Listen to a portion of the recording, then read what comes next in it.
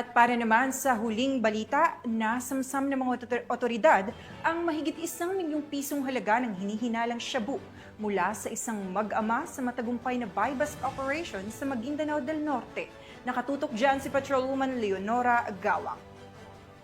Estado ang mag-ama sa ikinasang drug buy-bust operation ng Datuudin Sinsuat Municipal Police Station nitong Miyerkules ika-30 ng Hulyo taong kasalukuyan sa Sitio Gobat, Barangay Makir, Datuudin Sinsuat, Maguindanao del Norte.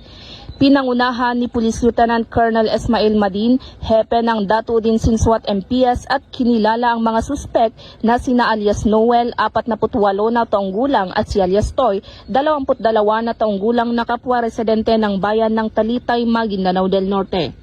Nasamsam mula sa mag-amang suspek ang 3 malalaking pakete ng hinihinalang shabu na tumitimbang ng 150 gramo at may tinatayang halaga na 1,020,000 pesos at buy-bust money na ginamit sa iligal na aktibidad.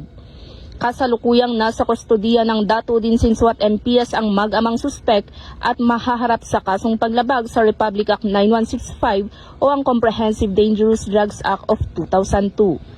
Patuloy ang pambansang pulisya ng Pilipinas sa pinaigting na kampanya kontra iligal na droga sa ilalim ng Buhay Ingatan Drogay Ayawan program, katuwang ang iba't ibang ahensya at mamamayan upang panatilihin ang kaayusan sa komunidad. Mula rito sa rehiyon ng Bangsamoro, ako ang inyong Police News Network Correspondent, Patrolwoman Leonora Gawang, alagad ng batas, tagataguyod ng balitang pulis.